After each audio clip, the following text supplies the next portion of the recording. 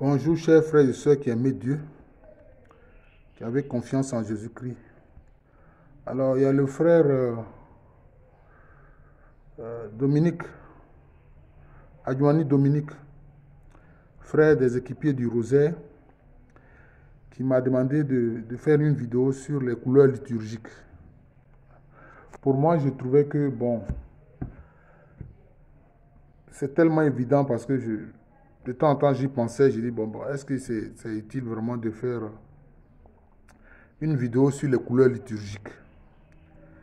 Bon, et puis quand le frère Dominique m'en a parlé, j'ai vu qu'il ne serait pas superflu, pour ne pas dire superfétatoire, de parler des couleurs liturgiques, notamment dans l'Église catholique.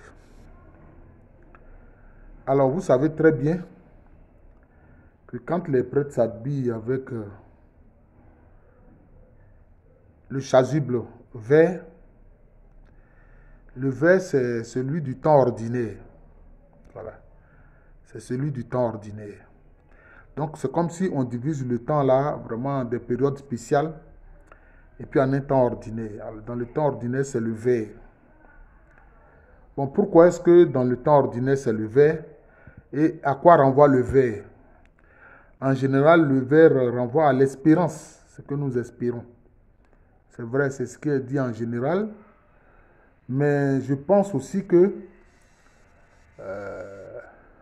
on est content quand on a une nature qui est verdoyante. Voilà. Quand la nature est verdoyante, cela veut dire qu'il y a comme une abondance qui est disponible. Alors que si vous avez affaire au sable chaud du désert, je ne pense pas que cela suscite une espérance. Voilà. Donc le vert, c'est la couleur de l'espérance. Mais aussi, c'est la couleur de l'abondance. Ça, ce n'est pas dit, c'est moi qui ajoute cela. En général, quand vous regardez la documentation, on vous dit, oh bon, c'est la couleur de l'espérance. Moi aussi, je dis que c'est la couleur de l'abondance. Oui. Parce que le vert, alors on est sûr de trouver des arbres, les fruits des arbres. On peut trouver des fruits à manger. On peut trouver des écorces pour se soigner. Hein? Et des feuilles qui peuvent être comestibles et aussi on peut utiliser, hein, même pour se soigner. Vous comprenez? Hein? Dans les Écritures, il est parlé de cet arbre qui est près d'un cours d'eau, hein, qui ne manque jamais de feuillage et dont on peut se nourrir des fruits. Donc vous voyez que je pense que le vert, c'est la couleur de l'espérance. Mais aussi, c'est la couleur de l'abondance. Voilà. Parce que quand des agriculteurs vont dans une zone où c'est le vert qui domine, dans une nature où le vert domine, ils savent qu'ils pourront pratiquer une bonne agriculture là-bas. Mais si c'est dans le désert, c'est compliqué. Ouais, donc c'est ça un peu la question de la couleur verte au niveau de la liturgie. Maintenant, il y a le rouge. Il y a le rouge, ben, quand nous célébrons la Pentecôte, la descente du Saint-Esprit, c'est le rouge. Parce que, bon, l'une des raisons, c'est que le Saint-Esprit, à la Pentecôte, est descendu sous forme de langue de feu. L'une des manifestations les plus voyantes du feu, c'est le rouge. Mais le rouge aussi, ça renvoie aussi quelquefois au martyr. Quand on célèbre un saint martyr, donc c'est le rouge. Hein, le prêtre va s'habiller en chasuble rouge. Vous voyez, en chasuble rouge. C'est comme ça, en chasuble rouge.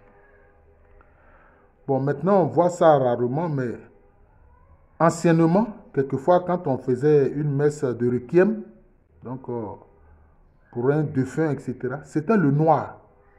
Mais de moins en moins, on voit le noir. C'est plutôt le violet qui est utilisé. Le violet.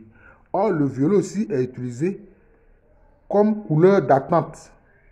Par exemple, durant le temps de l'Avent, c'est le temps qui précède la célébration de Noël.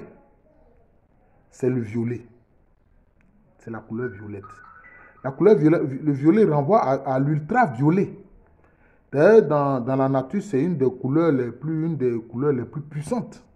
Ah oui, l'ultraviolet, c'est très puissant comme couleur. Voilà, c'est pour ça qu'on parle d'ultraviolet. Ultra, ça veut dire ce qui est très haut. Oui. Mais aussi, durant le temps des carême, en attendant la célébration de la résurrection du Seigneur, donc de Pâques, c'est le violet qui est utilisé. Oui, c'est le violet qui est utilisé.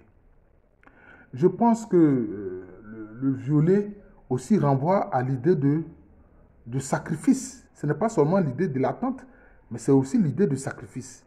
C'est-à-dire d'être capable de sacrifice. D'être capable de sacrifice. Et vous voyez que souvent les évêques, dans les tenues qu'ils utilisent, je pense qu'il y a quand même du violet dedans. C'est vrai, les cardinaux, là, c'est le rouge, mais les évêques, c'est le violet. Parce que le violet, c'est l'idée d'être capable, d'être martyr pour la bonne nouvelle du Seigneur Jésus-Christ.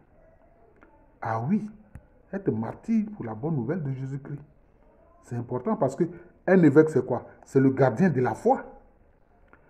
C'est le gardien de la foi que le Seigneur Jésus-Christ a transmis aux apôtres. Vous voyez? C'est comme ça. Vous voyez? Donc, comme il est le gardien de la foi, l'évêque, il doit être capable de mourir pour la foi. Donc, l'idée de sacrifice dont je parle ici. L'idée de sacrifice dont je parle ici. Dans l'idée de l'ultraviolet. D'ailleurs, vous remarquerez que pour le rouge, les couleurs dans le rouge c'est l'infrarouge. On appelle ça infrarouge. Donc, comme je l'ai dit, pour les martyrs, etc., pour la Pentecôte, on utilise le rouge.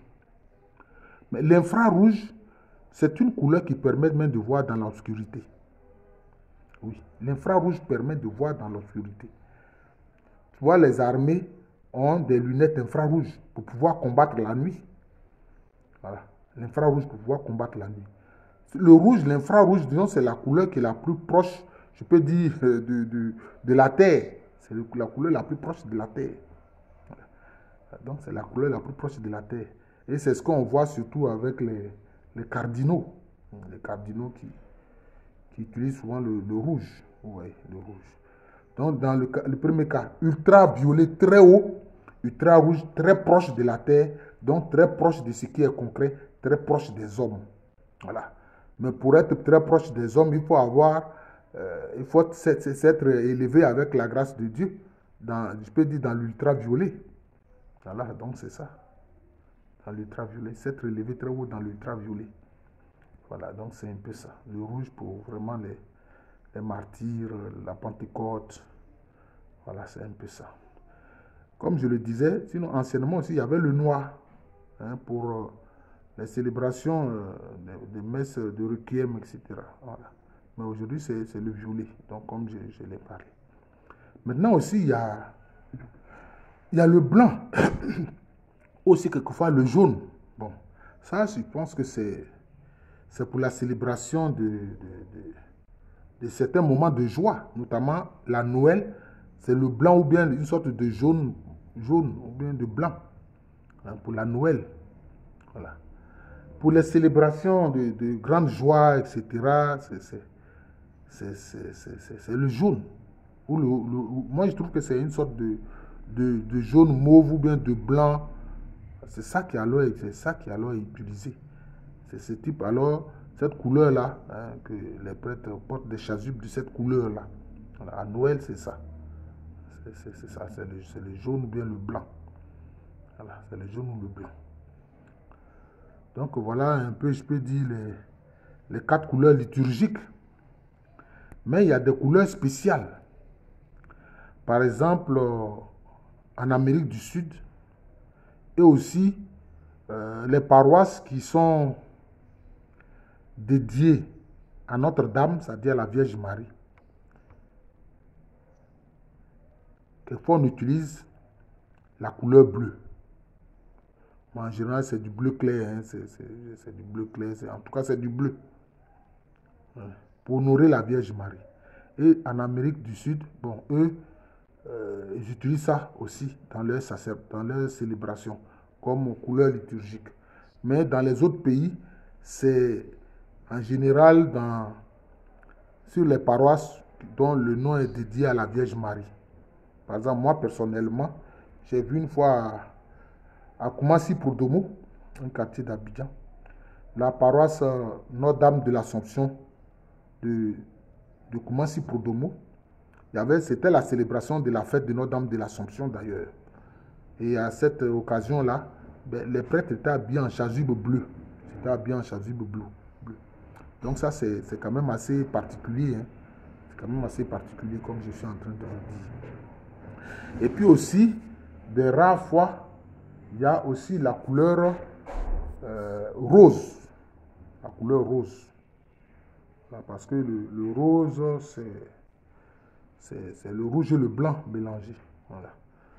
Ce sont d'ailleurs le rouge et le blanc, ce sont les deux couleurs primordiales. Les deux couleurs primordiales. C'est les deux couleurs primordiales. Vous avez notre sang qui est rouge, et puis les morts, la salive, le lait maternel et tout ça là. Voilà, ça c'est le blanc. C'est les deux couleurs de vie. Et donc, quelquefois aussi, spécialement, à certaines occasions spéciales, le rose est utilisé. Le rose est utilisé.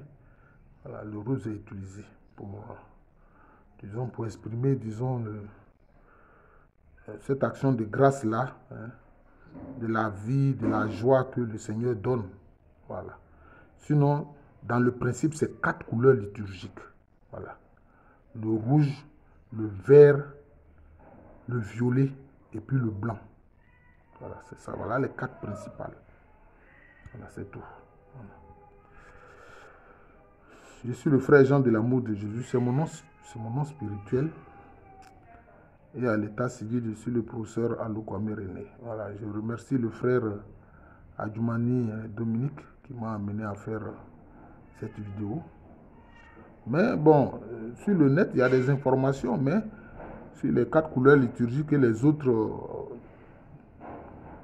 dont on parle aussi, anciennement le noir pour les messes de requiem dont on n'utilise plus, maintenant on utilise le violet, ou bien le bleu utilisé surtout beaucoup en Amérique latine. Et puis aussi dans les paroisses qui célèbrent par exemple Notre-Dame, hein, que ce soit Notre-Dame de l'Assomption, Notre-Dame de l'Incarnation, Notre-Dame de la Visitation, Notre-Dame de l'Annonciation, etc. Alors bon, pour honorer la Vierge Marie, la mère du Seigneur, la Théotokos, la mère de Dieu, on utilise le bleu. Voilà, on utilise le bleu. Donc c'est un peu ça. Et puis le rose à quelques rares occasions, voilà, de joie, etc. Donc c'est un peu ça. Donc je vous remercie. Je remercie le frère Adjoumani Dominique.